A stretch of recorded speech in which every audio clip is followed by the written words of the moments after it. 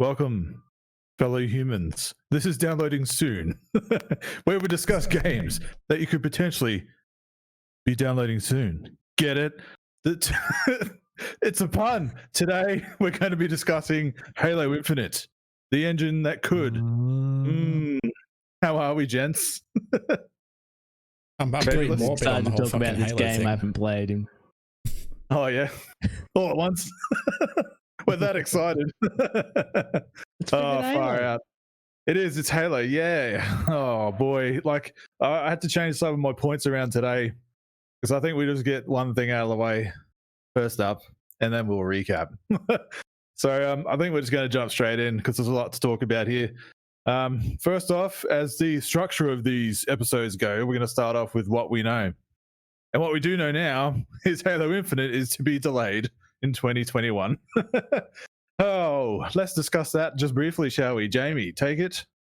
I called it 3 weeks ago after we saw the presentation. I think, on the weekly podcast, we discussed our thoughts about Halo, and I said it's getting delayed. I said they won't allow it to ship like that. And I've been proven correct. I wish I wasn't, but I had a feeling this was coming. I think we all did.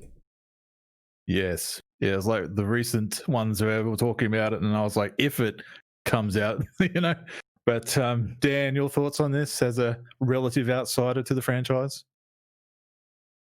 I was actually really disappointed. For anyone watching, we're recording this on the day that it was announced, so it would have been probably a week ago from when you and everyone else is watching this. But yeah, I was actually kind of disappointed because I kind of wanted to see more of Halo, to see what else they were adding to it. But now we probably won't see a lot of that information for a long time, depending. And I don't know if we want to discuss it when we think we're actually going to get this game. We can talk about that later. But Yes. In terms of what we know, it's 2021. Yeah, well, it's been touted as the launch title for the Series X, the brand new machine, and they've been saying that at every chance they could get, and now it's not happening. And like I've said several times, I think the conversation around them just wanting to say, yeah, we're launching Halo for the first time since the original Xbox, yeah, and that whole narrative. But now we had that bad reception, depending on what you perceive as a bad game that looks like one. But I think the general consensus was underwhelming, and I think they took that on board and went, oh my God. Part of me has to think that they thought, let's just put it out and see what people think, and if it's not too bad, we'll just roll with it. But everyone went like, yikes, oh boy. And so they had to reel it in somewhat, but we've talked at length about the reception, the gameplay reveal, and all that kind of stuff. But just to get that out of the way off the top, just in case anyone was wondering and late to the party, but I think just to get context of what we know about the game so far, I think we need to kind of recap on the end of Halo 5 to kind of know exactly where it's supposed to be, because they say it's going to lead on from Halo 5. But to what end is my concern. And I've got on record saying I hope they don't just do a Band-Aid fix to end that Forerunner saga. So just to recap the ending in particular for Halo 5. Good, because I haven't played it. Oh, you haven't? Oh, spoilers, Dan. You can leave the room if you like. I'm still not 100% convinced I finished it. Is there an achievement for completing it? There will be, right? You keep going, Sean. I'm going to check I've actually finished it. I think I did. All right, so about 5 years ago or so, Halo 5 came out, and the ending was another cliffhanger, which the series is kind of known for since Halo 2. This wasn't an accidental one. This was incidental by the narrative. So Cortana, who's the AI that lives in his helmet and is the fanboy's wet dream for a number of people, suffered through what they call AI degradation, or they call it rampancy in this world. Basically, over a 7-year time frame, it starts degrading, and the 7-year mark is when AI, I think it's 5 or something like that, and she's already lived past that time. Between Halo 4 and 5, there was a period of time there where they were locked in a broken, busted ship floating through space together, and and during that time, she just degraded worse. So she starts getting all a bit psycho through the game, and towards the end, she essentially takes control of this alien technology in this army, the Forerunner technology, and the Promethean army, and all that kind of stuff. And she, fronts up to Chief and like freezes them all in like a stasis lock, like locks up their armor and stuff. And she's all like, "Hey, Chief, what's going on?" After just being a nutcase the whole game. And now she's like the prime threat at the end of this game, where she essentially is like a god, like a digital AI god. She's become fully self-aware and personified. And she takes them all, like teleports them or whatever, slip space, whatever you want to call it, right to Earth, and like just launches a massive EMP on the planet and knocks out the humans' communications and everything. And the heroes of the story are left going, "Oh fuck," and that's when the story ends. And I remember holding my controller going, "No fucking way." Like, oh, that was just because it's like, oh man, it's going to be another 5 years before we get another one. And now we've got all this happening, and it's been longer than that. So to me, all I know is that for what Halo Infinite's going to be is that where it's going to pick up. Well, they have mentioned that, yeah, it's sometime after Halo 5. It's to wrap up the Forerunner saga, and we're going to start a new chapter. But how does that fit in? So, like, does any of that ring a bell for either of you? Like, Jamie, have you finished it? Yeah, I just checked. I thought I'd finished it, and when you I remember the whole rampancy scene, and I remember the whole, Locke and Chief just seemingly just going, "Oh, well, our conflict doesn't matter anymore, does it? Like, this whole thing we've been building around makes no odds end." And then it must have just been a sudden ending after all of that, because I don't remember anything else. But yeah, I just checked. I've finished it. I've got the achievement for completing the campaign, so I must have done. As you said, it is a cliffhanger, and just as I do remember going, like, this was a bit of a slog to get through, and then just as it started to get good, and they got the pointers up where they wanted to get them, it was like, oh, game over. A bit similar to Halo 2, actually. A common criticism of 2 is that it ended too soon. And they kind of did the same thing with 5, kind of maybe doing that Star Wars thing. The beat for beat for the trilogies, like ending on a real cliffhanger and going into the third movie. To be fair, with Halo 2, they just ran out of time. There was supposed to be a whole other level of when he reaches Earth and he's like, "I'm going to finish this fight," and that's when the game ends. But there was supposed to be a whole other section after that, and they didn't have the time, so they just launched it as is. But Dan, probably spoiled the whole ending for you there. That's okay. No, my history with the franchise, I played 1, I played 2, I played 3, and I played 4. I didn't play Reach or ODST or 5. So I always kind of just jumped in at the right time to actually play them too, because I'm with 1, 2, and 3. I don't think I owned an Xbox at the time when I played them. I played them at someone else's house, and the same thing happened with 4. I think my brother had an Xbox, and I played 4 through that. And then, but it's one time or another, I owned Xboxes, but I never actually played the games while I owned the console. So I just managed to play the games at some point. But the main criticism I heard coming from 5 as the outsider here was the fact that Chief was just basically left out of this, and it was in 2 missions. People weren't happy. Yeah, and people were not happy about that. The 2 good missions. Yeah. Yeah. Well, that fits into what we know is, like, they've said, well, you're going to be Chief all the time, like all Chief all the time. So I think they're kind of just taking that into stock with that feedback. But yeah, so that's all we kind of really know. Besides that, we've got a pilot with no name. They crash onto a Halo ring, and there's some brutes and some other select Covenant people that walk around this ring going shooty bang bangs, and it looks like Halo Combat Evolved, the first one. Yeah, I was going to say that's probably something that we could touch on that we do know is the art style has changed. It's gone back to classic Halo kind of look. So yeah, well, I guess that could maybe, like, we can launch right into the what we want section of this and talk more about the game and how it is. I don't know, Jamie, you started on something there. Did you want to carry on? I think I want it to be more I'd say 5. I quite like the art style and the direction they were going in with Halo 5. I didn't dislike it. I thought it was a natural evolution in terms of visual appeal, so I'm not super excited about them going back to this kind of basic look. I mean, the thing that I want out of it is a good story, and 5 didn't give me that. I think we touched on this again when we saw the reveal. We've been waiting probably since Halo 3 for a decent Halo story that hits all the right beats. 4 was okay, 5 was very average.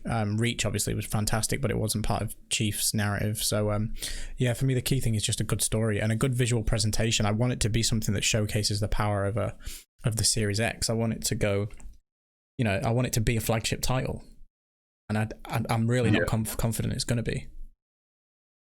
Yeah, I have to agree with you at this point, only because we don't really know much about it. Like, they haven't really shown us much more, and probably good reasons, obviously, because it's been delayed. But I mean, I just want answers.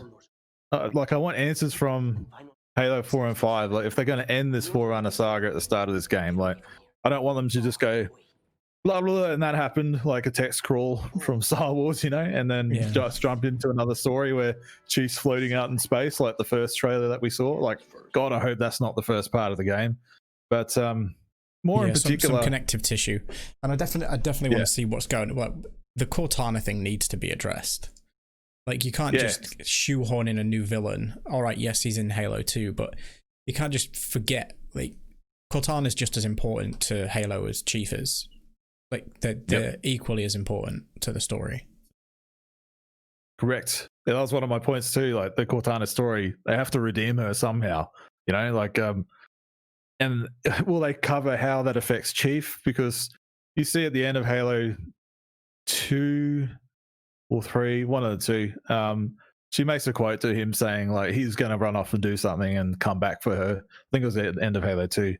And she's like, says to him, don't make a girl a promise you can't keep. Like, they've got that kind of relationship going on. Like, they really do care about each other. And Halo 4 expanded on that a lot. I love Halo 4 so much, besides the you know, I won't get into it, it's a bit dirty-minded stuff, but just that character model is very, very good. But yeah, you can see they really cared for each other. And then at the end of the end of Halo 4, where she said her goodbyes, like, she used the last bit of her power to rip him out of the explosion, and had some ethereal moment together, and said their farewells, and very touching moments. And I was like, oh God, I want more of that. Like, it's just such a good story between the two of them. And now you've got this nameless pilot, you know, like, it's not quite the same. And if that's going to be the guy in the chair rather than Cortana in her head, I'm not really feeling it. So I hope they pull through on that. But do you see do you foresee a happy ending there? Do you want a happy ending? Yes, 100%. I refuse to have an ending where Cortana is the villain, you know, partly because it's not by her own fault. You know, she's just degraded and she's not herself, and, you know, all that kind of stuff. At least that's how I feel about it. Like, it's not her. She doesn't know what she's doing, you know? But I don't want them. I don't think the fans would like that. I think it would just be a healthy finale to that saga, to give her a good farewell, and then maybe delve into some way how Chief deals with that. Like, he's the like legit silent protagonist of the series, but even in Halo 4, you can see, even just through the subtle animations, and you can feel him emoting through his suit, you know, even though you can't see his face.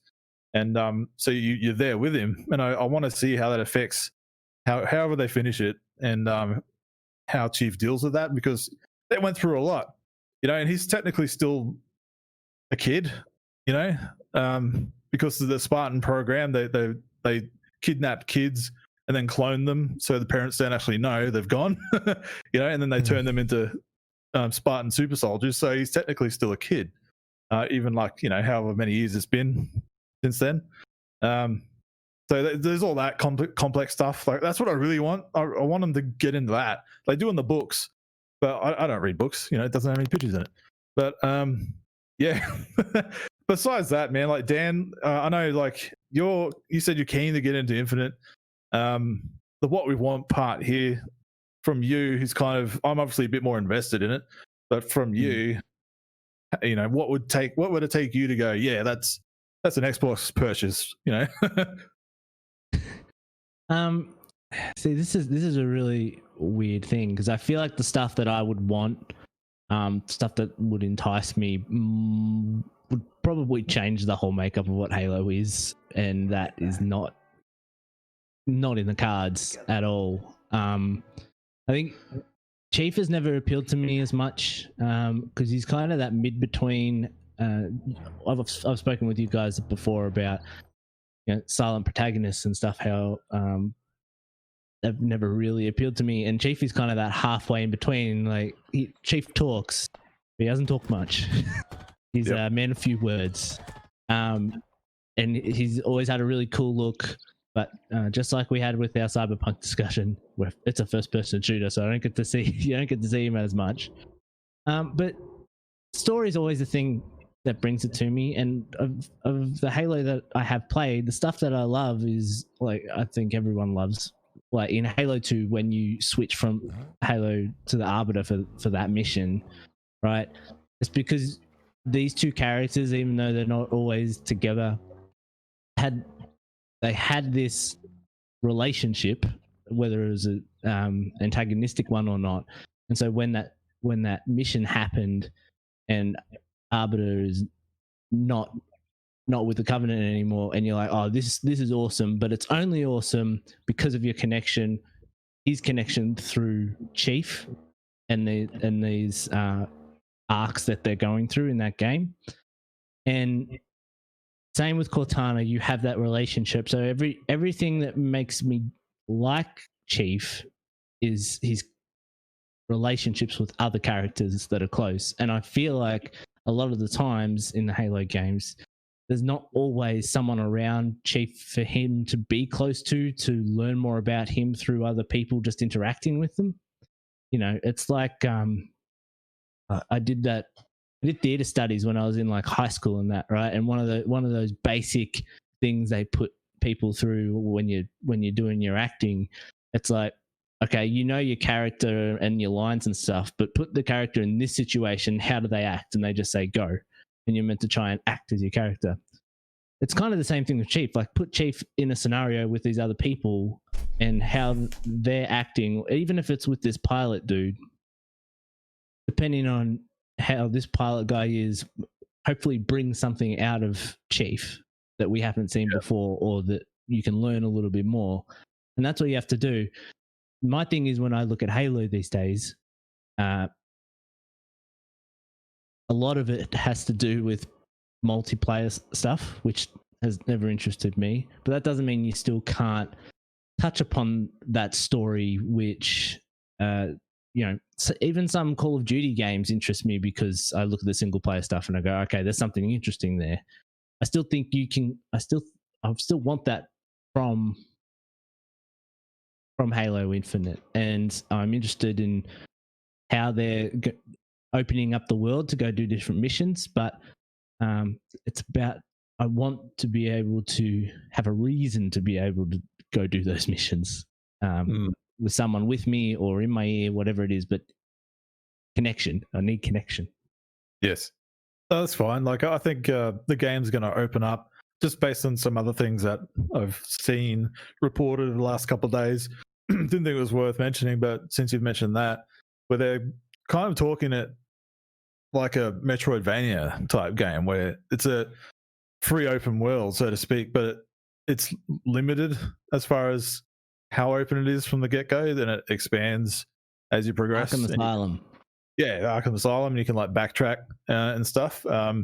Which I was like, all right, I kind of figured that was going to be the thing anyway. Like if this is the ring, like I mentioned it when we last talked about this game, whether the ring that they land on, it looks like it's the first one because of the giant chunk that's out of it, which is what happens at the end of the first game. And is this rebuilding itself, or who is rebuilding it? And are the is the flood still there? Is it more infested than ever because they've left them there to propagate? I don't know, but all these kind of questions I want answered. And if it's going to open up like that, like if they work it around where you see in the footage with those giant columns that are making up the cliffs, and I remember at first thinking, oh, that looks a bit weird, you know, what's that about? But then thinking, well, if this is the ring repairing itself, maybe it's like, you know, building it. These are, you know, the construction beams and stuff of a building. You know, this is kind of how I'm looking at it. And you have that platform that he goes up, and you can see everything. It just looks like it's someone is doing something to this ring to rebuild it, and that's how Yeah, I'm it looked thinking very this is going to Forerunner go. tech, didn't it? That bit. Sorry, what was that? Maybe some of the Forerunner technology has made its way there. Yeah, exactly right. And like, it just seems to make sense if that's the case. And if it is, I hope they do expound on that. But I hate the Flood. I really do. And I know I'm not the only one out there that hates them, only because they're just insane and they can get really overwhelming. And I know that's the purpose of the Flood. But we had a lot of that in the first trilogy, and I was kind of happy to move on from them to the Promethean army and stuff. And now they're bringing back the brutes, and there's still some Covenant like elites and grunts and stuff. So I'm like, all right, you know, maybe this will be another take on it. But there's a lot of mystery to be found in that ring, and if they do expand it, how they sound like they're going to, that interests me as far as what I want. And I just want to hope that maybe it's probably a hopeless one, but I wouldn't mind if they want to bring it back to basics. Maybe they can reformat Cortana. You know, it won't be the same one, and that's the conversation that they had together. Of like, he wanted to take her back to Halsey on Earth and get her reformatted, and she's like, but I won't be the same. Like, it won't be me. And I was like, oh my heart, oh, Jesus, you guys. And but now I'm just like, oh, but she's gone bad and she doesn't know what she's doing. Just reformat her, you know. It'll be like someone with Alzheimer's, you know, and you just have to learn each other all over again. But that's the dynamic that they have. Like, she looks out for him in ways that he can't, and he keeps her alive ways that she can't. You know, it's that symbiotic relationship, and that's what really, I think a lot of fans have that want for it to come back, because we've had Halo 4, 5 with it kind of falling apart, and the first trilogy was just gold, and now we could possibly have a new run of it with a new Cortana and relearning that relationship. As I said, it's probably a hopeless one, but you know, let the old stuff die, some people say, but I refuse, God damn it. Particularly if you're hitting on all these cylinders of like, it looks like the same Halo, the art style is similar to the first game. You know, what's next? Like the missing piece of that is Cortana, which made a big part of those games. But yeah, look, I'm pretty basic on what I want out of this game. Just good gameplay, good story, Cortana, and tie up the Forerunner saga. That's all I'm after. And anything else is a surprise, because we don't really know anything else. Is there anything else you guys wanted to add as far as what you wanted? No, I mean, Well, I actually wanted to ask. go ahead, Dan. You're right, Ladies first, Dan. because of how long my hair is. Now I was actually going to ask you guys, like, how much stock do you guys take into consideration, like, the villain of these games? Like, would you prefer them to create like a really, really interesting villain, or would you be like, no, let's get Cortana back in there and build on the relationship stuff? Jamie. Or both.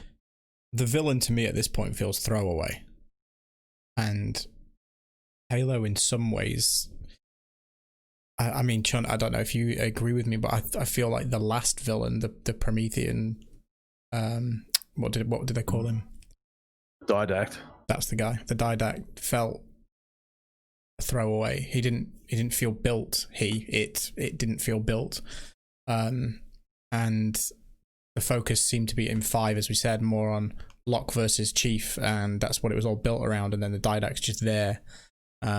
4 kind of introducing the Didact, and the first time you see kind of that tech at the end of 4 was like, that was like, oh cool, this is building to be something, but I think we never got the payoff for it.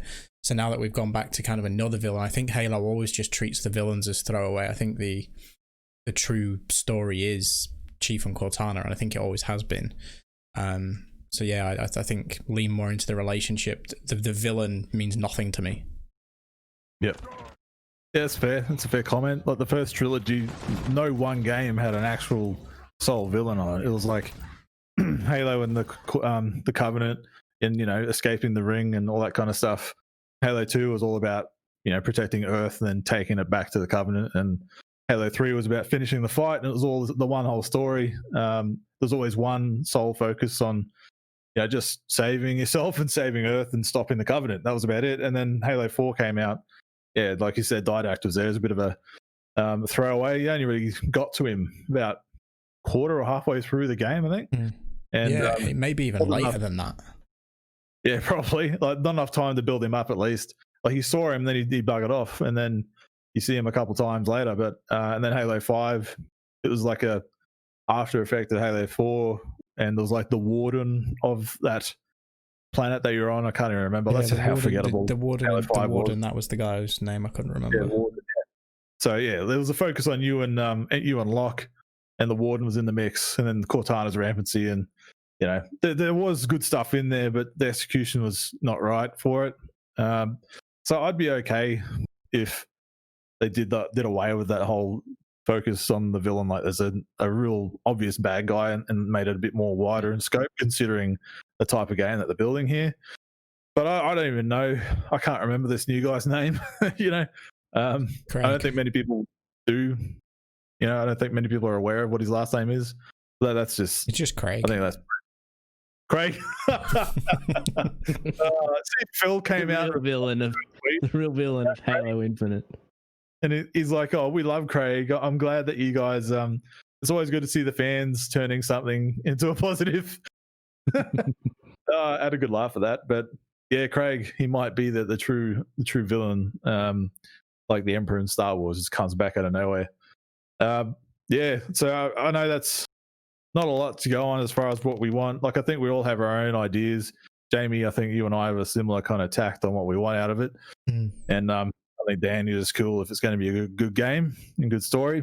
A lot of that ties into what we think is going to happen, but it's the last section of this conversation, so we'll touch on it briefly. What do we think is actually going to happen when this launches, and when do you think it launches? Jamie? October, November next year. Holy shit! I think they're getting a year.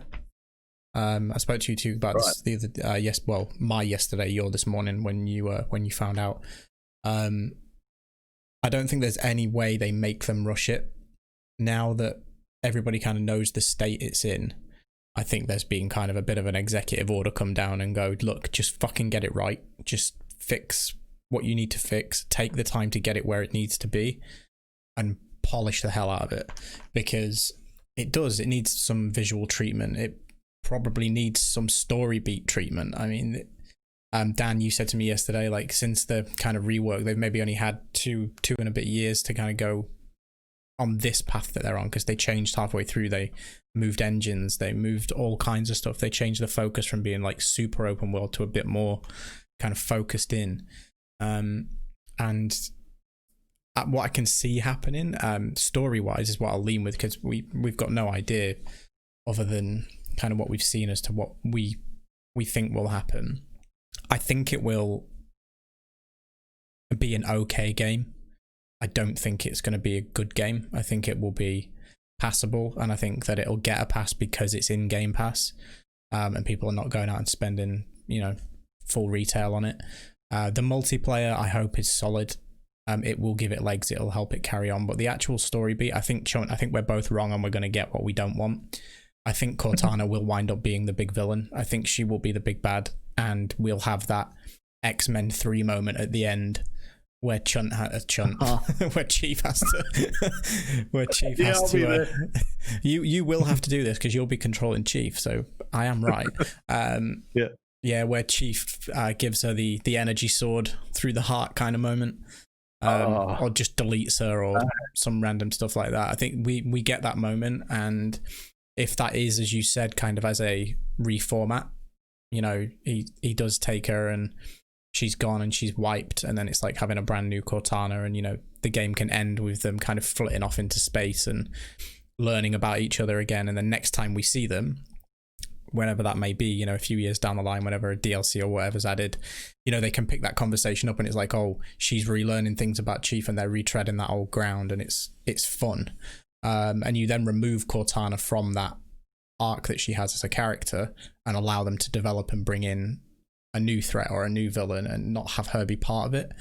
I think that's the way that they will go, unfortunately, because as you said, I don't want that the relationship side of it to disperse, but I think it's going to. It breaks my heart thinking about it. Next October, November for when. Dan, just kind of tell me what you think's going to happen, and then I can say my part, and then we can be done. Just go.